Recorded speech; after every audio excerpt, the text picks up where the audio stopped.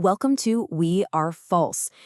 This is the show where we love to dig into those stories and so-called facts that just feel a little too good to be true.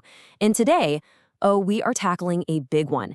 It's this idea that has captivated us for over 100 years. The myth that you have this vast, untapped reservoir of brain power just sitting there. I mean, you've heard it a million times, right? The idea that we only use 10% of our brain. It's so appealing because it suggests there's a smarter, faster, more brilliant version of you just waiting to be unlocked. But is it true? Let's get into it. Hollywood, for one, absolutely adores this idea. I mean, think about the movies. You got Bradley Cooper in Limitless, Scarlett Johansson in Lucy. One little pill and bam, they unlock that other 90% and become superhuman. It's the ultimate wish fulfillment fantasy, and it makes for an incredible story. But that's just it. It's a story. A great one, but a story nonetheless. Let's just rip the Band-Aid off right now. The idea that we only use 10% of our brains is a complete 100% myth. It survived all this time not because of science, but because it's a narrative that's way more exciting than the actual truth. Okay, so if scientists didn't come up with it, who did? Where on earth did this rumor start? Well, to figure that out, we have to go back to the early 20th century, where it was born from a mix of misinterpretation and some really, really good marketing. The trail most likely leads back to the brilliant psychologist William James. Now, he said this, but the context is absolutely key. James wasn't talking about unused gray matter. He was making a philosophical point, saying that we often don't push ourselves beyond our comfortable habits. He was trying to be inspirational, not biological. And you'll notice he never ever said 10%. So how did we get from that vague inspirational quote to a hard number? Well, it happened in steps. First, in 1936, a writer named Lowell Thomas just made up the 10% figure in the introduction to Dale Carnegie's blockbuster book, How to Win Friends and Influence People. He wrongly credited it to William James, and just like that, a fake statistic was born. Then, to really give it some weight, people started saying Albert Einstein said it, which, for the record, there is zero evidence he ever did.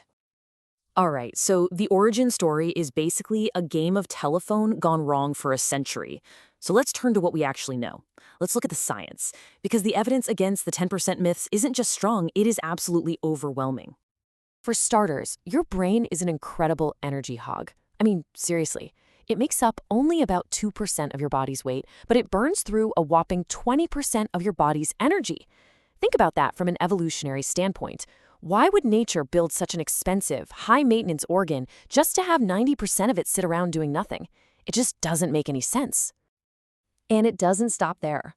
Modern brain scans like fMRIs show activity across the entire brain all the time, even when you're sleeping. There are no dark areas.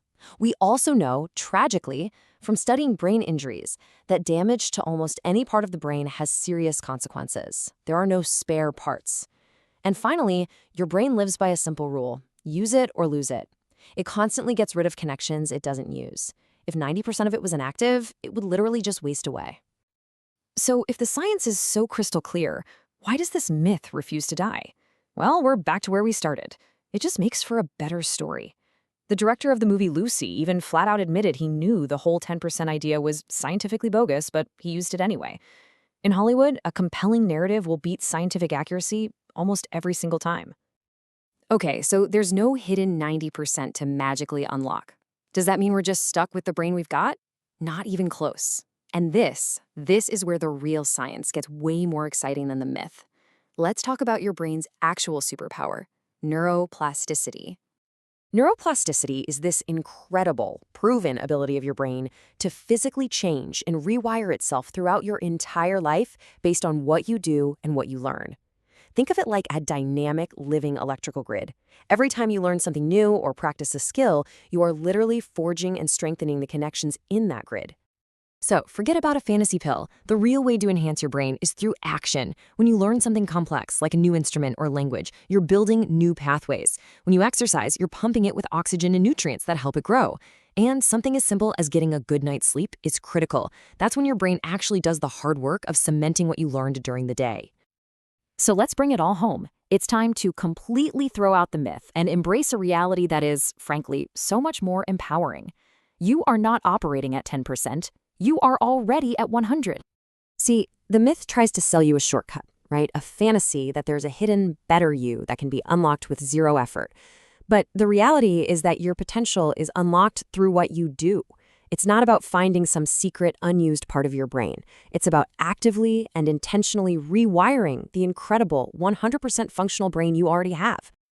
Your true potential isn't hiding away in some dark, dusty corner of your skull. It is right there. It's in the dynamic, constantly adapting brain you are using this very second. So the goal isn't to find something that's missing. It's to challenge and improve what you've already got. So let's put the 10% myth to bed for good. You are already at 100%. The only question left, the only one that really matters, is this. What are you going to do to rewire it?